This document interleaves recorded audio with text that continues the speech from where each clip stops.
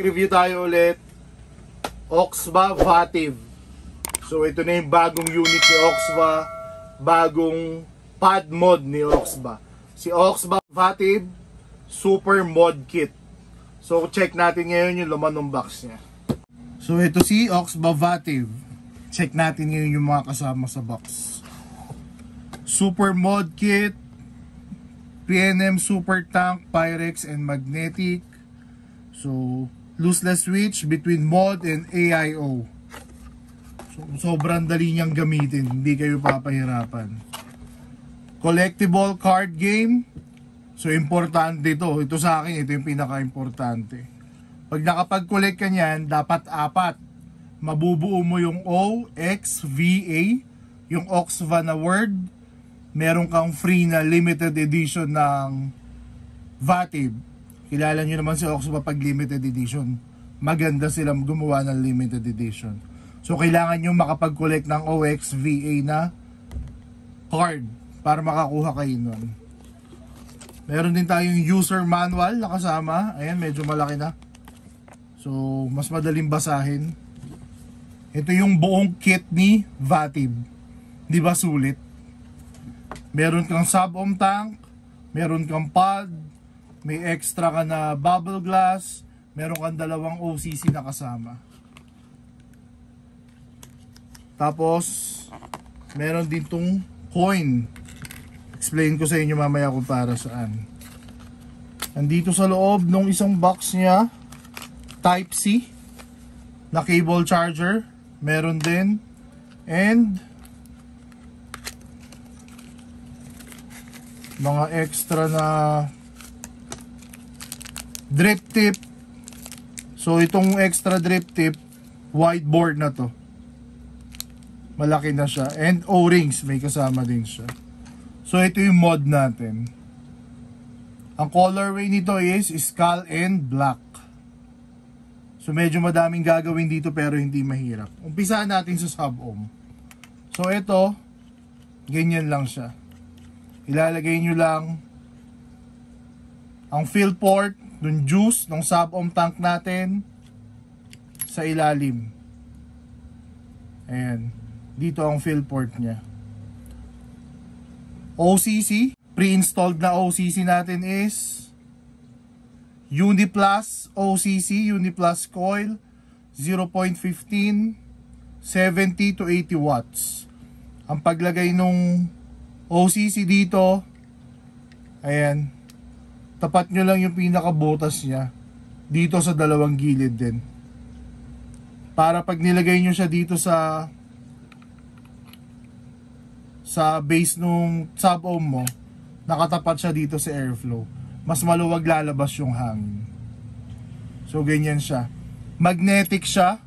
So hindi mo na, wala ka nang gagawin, dihila lang. Malakas yung magnet, huwag kayong mag-alala. Ganyan siya. Ang pag-adjust ng airflow nitong sub-ohm dito sa mismong tank. So 360 degrees, no stopper ang airflow niya. Ngayon, bubble glass. Pag magpapalit kayo ng bubble glass, tanggalin nyo lang tong drip tip. Tapos tong coin, purpose niyan dito. Ayan, nakita nyo. Iikot nyo dyan. Tapos ayun yung pang-iikot nyo. Kala ko nung una, parang collectible. Hindi din pala. So may purpose siya. Ilalagay nyo dito. Tapos iikot para ma-dismantle natin tong sub-ohm tank nya. 510 ang drip tip nitong sub-ohm tank natin. So pwede nyo siyang palitan. Kung gusto nyo palitan, walang problema. Tapos punta tayo dito sa mismong, sa may ano niya, sa pad na cartridge. Ang gagawin lang natin, tanggalin natin tong sub-ohm tank. Tanggalin mo to. So kailangan tanggalin to para pumasok yung pad natin, yung pad cartridge natin. So ang paglagay, ayan yung position. Paganyan lang siya. Ganun kasimple. Ayan na yung magiging itsura niya. So si Oxva yung unang gumawa ng ganito. Na pwede kang gumawa, mag sub-ohm tank, tapos mag pod So super mod kit, pwedeng pad, pwedeng mod. Ayan yung ginawa nila. Si Oxba laging may kakaibang ginagawa yan na maganda eh. So ito siya. Airflow sa gilid. Ito yung airflow niya. 360 degrees din. Wala din siyang stopper. Left and right yan.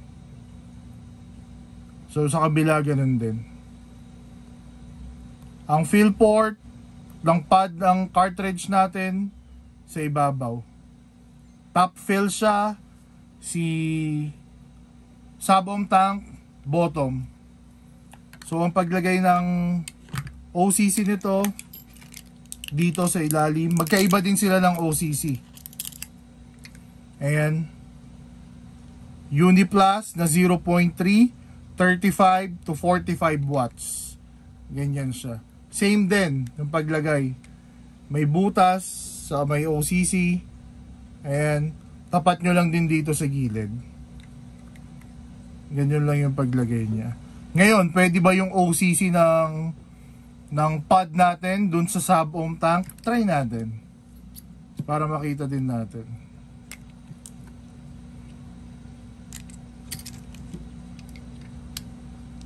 So, pwede. Kung gusto nyo ng sub-ohm tank yung gamit nyo, na low wattage, gamitin nyo yung 0.3. Pwede siya dito. Kung gusto nyo naman ng pad, ng cartridge, ayaw nyo mag sub-ohm tank, pero high wattage na coil, gamitin mo dito sa pad. Ganun ka-flexible yung ginawa nila. So wala kang po problemahin dito. Kahit mabali-baligtad ka, lahat shoot. Walang kaso. So balik tayo dito sa pad natin. So ito magnetic din siya. Ayan. Malakas yung magnet niya. Kaya wala ulit tayong problema. Mapapansin nyo may gap lang siya dito. Asan ba? Kita ba? Basta may gap siya ng konti dito. Hindi siya defective or ano. Ayan talaga yung normal na pagkakagawa sa kanya. May gap ng konti dito. So on natin yung pinaka-device natin. Gamitin natin tong sub-ohm tank. Pagpalitin natin yung coil. Yan. So pag on, ay battery door niya dito is ito. Yung may design, ayan yung battery door niya. Negative, positive. So ganyan lang. 100 watts maximum power. Tapos iikot lang siya sa 5. So ito yung up and down button natin sa baba. Yung charging port dito sa ilalim ng up and down. So ayan siya. Sorry dun sa dumaan ng motor. Maingay. Pag lock nung device, sabay itong positive tsaka negative. So ayan yung lock niya. Unlock, same. Change color nung screen mo, tong firing button tsaka up.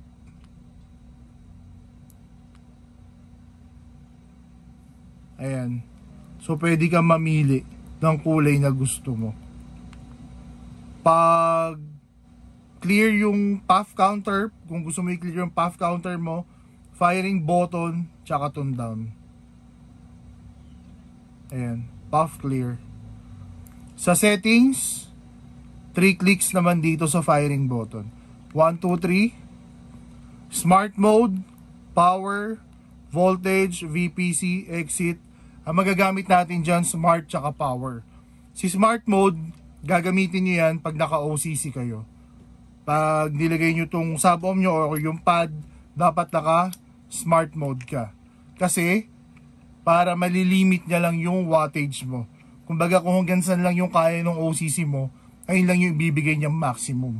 So gagamitin mo si power kapag naka-rebuildable ka na or naka-ibang atomizer ka na. Kasi pwede mo naman siya lagyan ng ibang atomizer since may 510 na siya. So ayan, pwede kang maglagay dito ng atomizer mo na iba. Doon napapasok yung power mode. Pero pag naka-OCC tayo, doon lang tayo sa smart mode. So lagyan natin ng juice tong ano natin, tong sub-ohm tank natin para matry na natin. So ito yung fill port niya.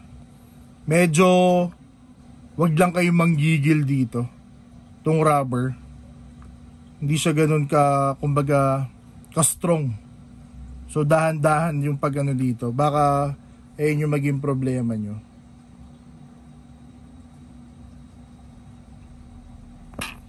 So nalagyan ko na siya ng juice. So nandun na ako sa oras ng pagpa-prime ng coil.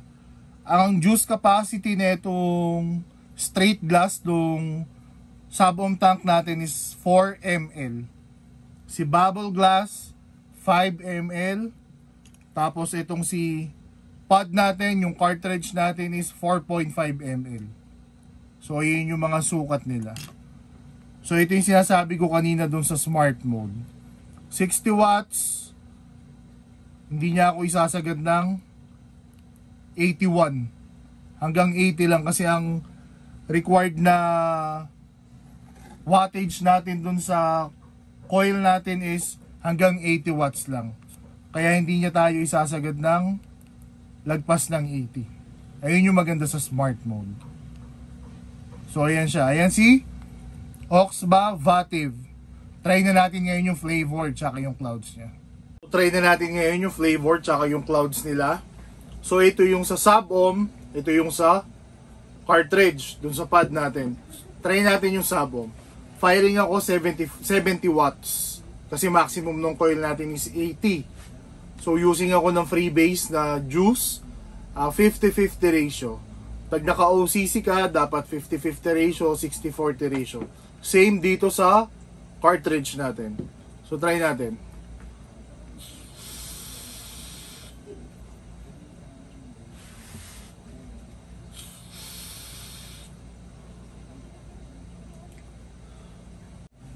Try naman natin tong cartridge na. Firing naman ako dito. 35 watts. Same. 50-50 ratio na juice. Dito, pwede kang gumamit din ng freebase na juice. Pwede ka din gumamit ng Saltnik na juice. So kaya sa pad mod, pwede ka mag-mod, pwede ka mag-pad. Pero ginamit ko ngayon freebase na juice, 50-50 ratio. 35 watts.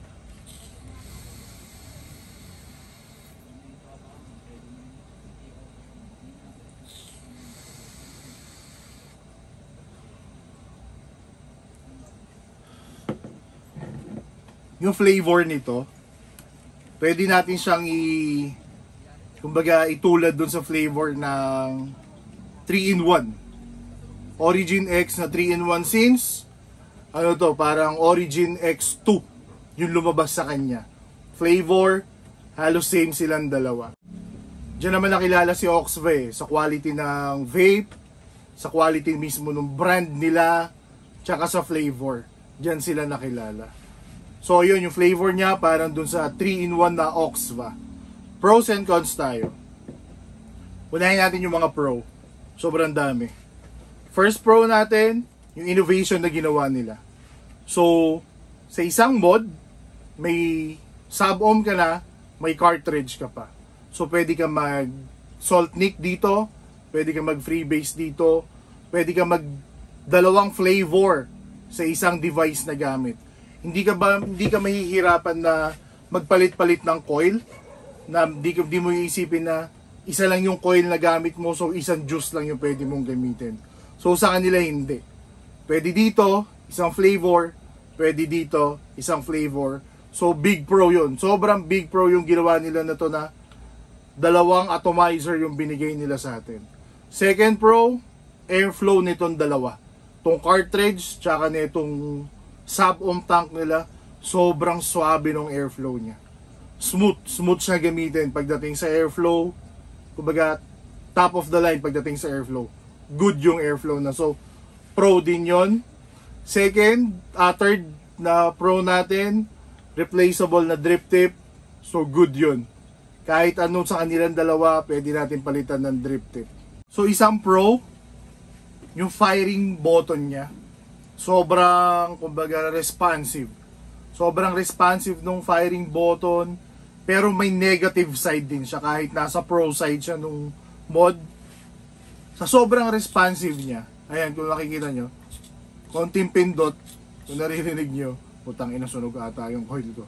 Para makita nyo, konting pindot, nagfa-fire siya. So pro yun. At negative side nun, pag binulsa mo siya, na hindi siya nakapatay. Kasi kahit ilak mo yan, kahit ilak mo to, pwede siya mag-fire.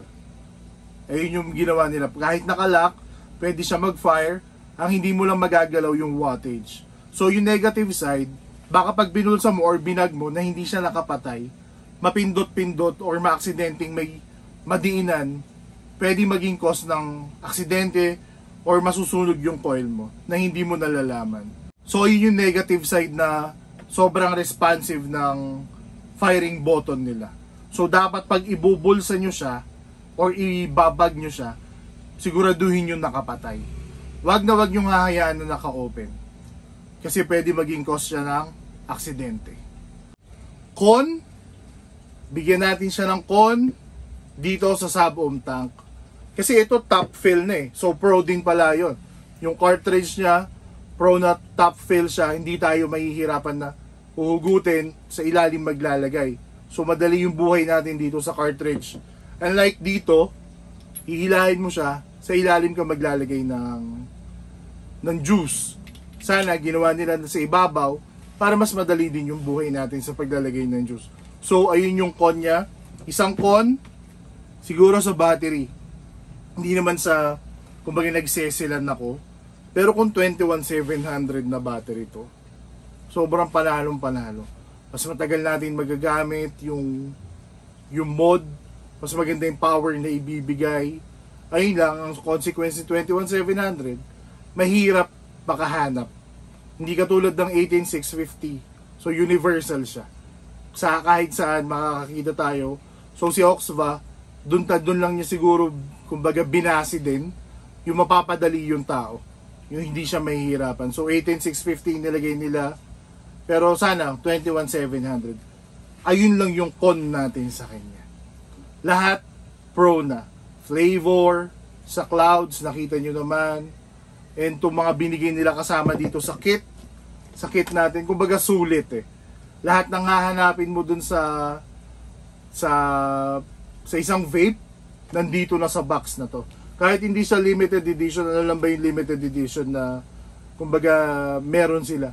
Additional keychain, tsaka ibang colorway. Pero lahat nung kasama sa limited edition, andito na din halos. So wala tayong talo dito. Wala tayong talo sa bibigay nilang kit. So yan. Ayan si Oxba Vative. Sana nakatulong sa inyo yung quick review natin. Thank you.